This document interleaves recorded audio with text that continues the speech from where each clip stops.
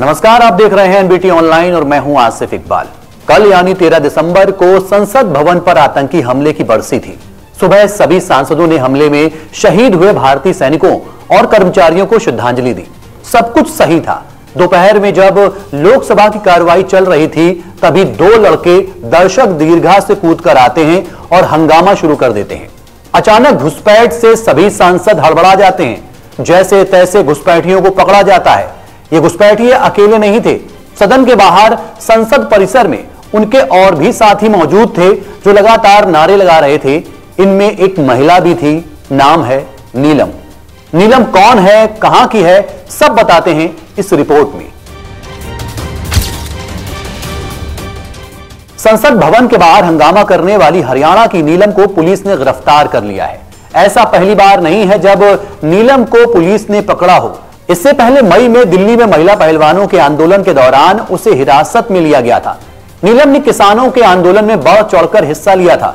हरियाणा में कई विरोध प्रदर्शनों का हिस्सा भी रही थी।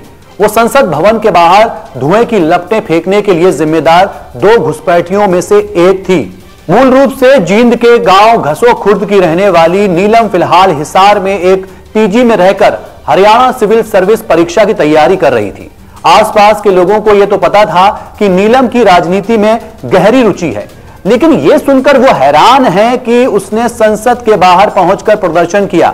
हरियाणा की कई एजेंसियां भी नीलम से जुड़ी जानकारियां जुटाने में लगी हुई हैं। नीलम को दिल्ली में पुलिस ने तब गिरफ्तार किया जब वो सुरक्षा व्यवस्था को चकमा देकर संसद के बाहर पहुंच गई और प्रदर्शन करने लगी।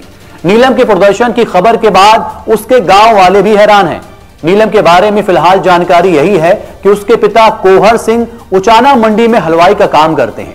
नीलम पीजी से 25 नवंबर को घर जाने की बात कहकर निकली थी। गांव वाले बताते हैं कि वो हाल फिलहाल गांव में नहीं आई। इसके बाद उसे संसद भवन के बाहर प्रदर्शन करते हुए देखा गया।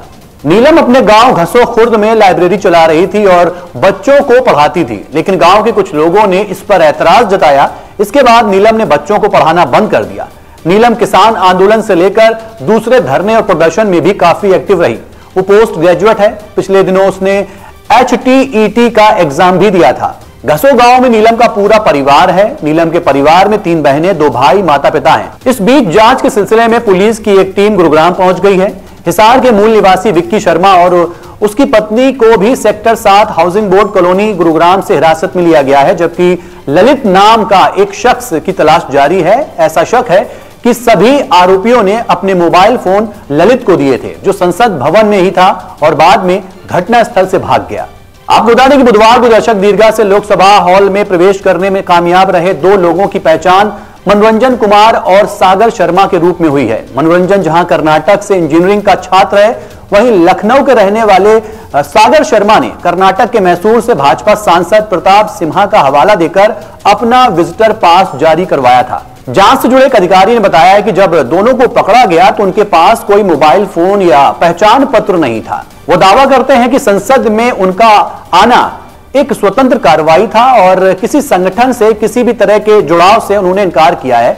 उन्होंने कहा है कि किसी भी ऐसे आतंकी संगठन से इनके रिश्ते मालूम नहीं होते। तो संसद में घुसपैठ का मामला बढ़ता जा रहा है। जांच एजेंसियां लगातार इसकी छानबीन कर रही हैं। देखते हैं क्या होता है। आप हर खबर, संसद से जुड़ी हर खबर और अन्य खबरों के लिए हमसे जुड़े रहें, देखते रहें एनबीटी ऑनलाइन।